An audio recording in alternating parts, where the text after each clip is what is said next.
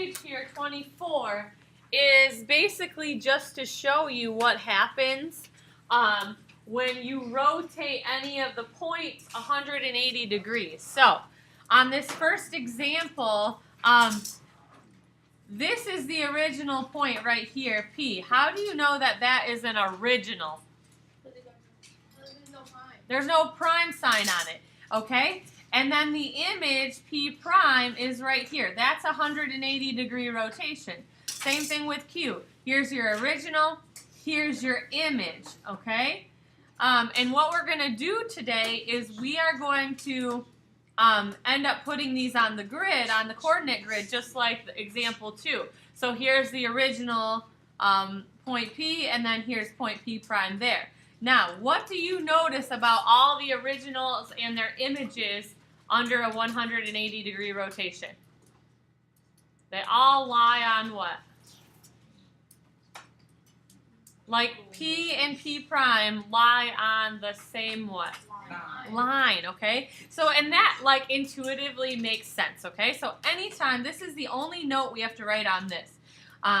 So all 180 degree rotations of any point will result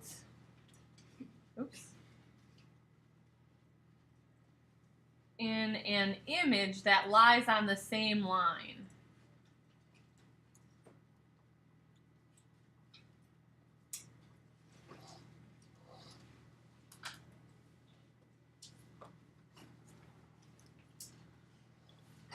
I think pretty much all of us kind of knew that already. And then what we're going to do today is we're actually going to put coordinates to that and identify a rule that goes with all 180 degree rotations, a mathematical rule.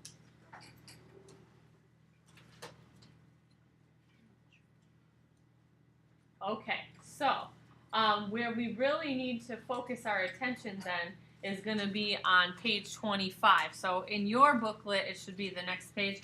Mine I have to flip because mine's a little different. Okay, so on page 25 now, I'm going to zoom this in a little bit so we can see.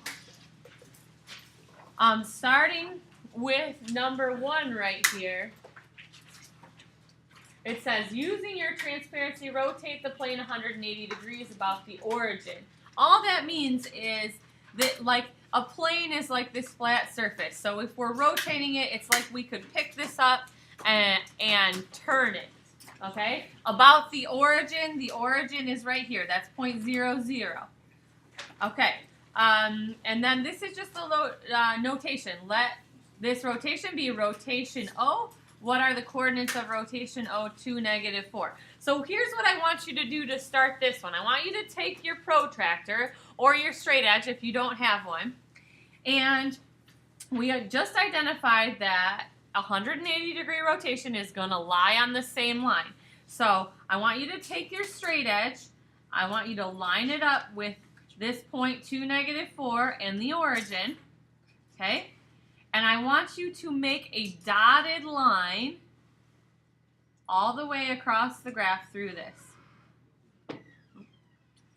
Sorry, mine was not lined up super well. So make a dotted line.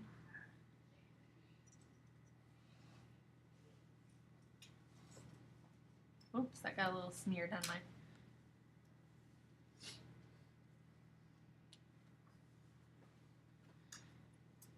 Okay. Once you have your dotted line, the reason I have you do this is because we just learned that if this is your original, let's label this point P right here. Its image under 180 degree rotation is going to land somewhere on a straight line with that. So it's going to land somewhere on this line right here that we just made. Now, who can tell me the exact location on this line that it's going to be? Okay, it's going to be somewhere on here. It's not going to be right here. Where's it going to be? Liam, where's it going to be? Near the end. Is it going to be right here? It's going to be close to the end, but there's an exact location that it has to be. Remember, rotations preserve length. So this length from here to here has to be the same as the top. So where is the exact location? Use the coordinate grid. Use the squares. Somebody's saying it. Is it you, Abriana? It is 2 to the left, right? And how many up? 4. And 4 up is going to be our exact location of P prime. Okay? Who can tell me the coordinate of that? What is the actual numbers that go with that? So that's right. -2, +4 is going to be the exact location of it. Okay, now the reason I had to show you that is because it does lie on the line. Without using your protractor or your straight edge now, we're going to do number 2. Okay, so number 2 is right here. Let's label this point up here. So -3, 5. This is your original. So let's label this point P. And I want a 180-degree rotation of that without using your straight edge or your protractor. There's an exact location for it. First of all, if this is quadrant 1, quadrant 2, quadrant 3, quadrant 4, first of all, who can tell me which quadrant the image is going to land in? Which quadrant will it land in? Quadrant 4. Quadrant 4 is where it's going to land. So it's going to be somewhere in there. Using what we just had here, what is the exact location of this rotation? +3, -5. Yep. So +3, -5 is right here. So P prime, without using anything other than the coordinate grid, you can find that is at +3, -5. Okay, now that you know this, tell me the trick. What is the trick for 180-degree rotations without actually using a straight edge, just using the coordinate grid? What's it going to be? You flip it upside down, but I want some numbers. I want some, like a...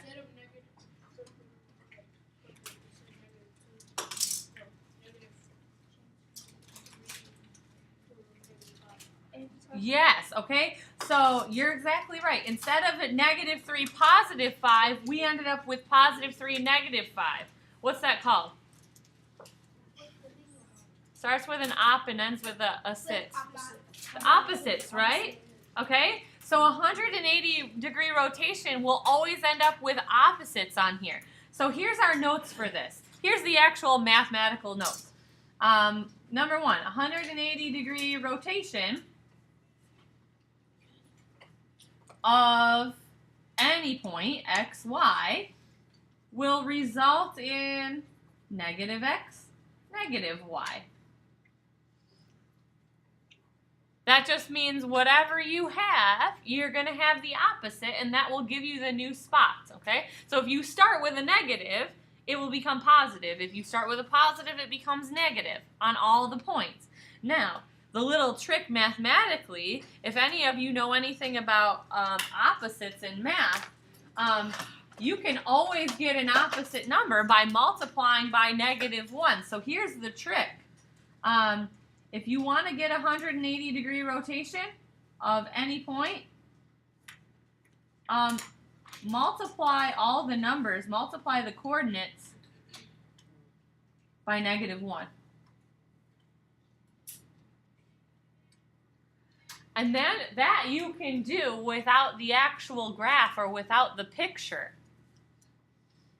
So sometimes it might ask you, for example, what is a 180-degree rotation of the points?